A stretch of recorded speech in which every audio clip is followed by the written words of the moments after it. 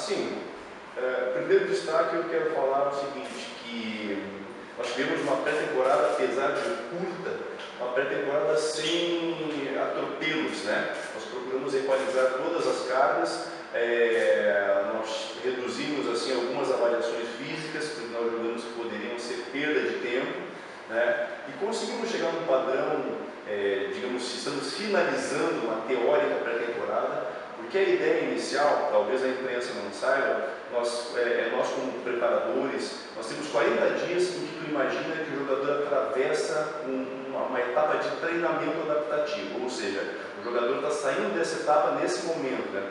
E o meu julgamento para isso é que todos atravessam uma condição, se não excelente, mas uma condição boa, e não estamos abaixo aí nem das equipes que iniciaram o treinamento antes.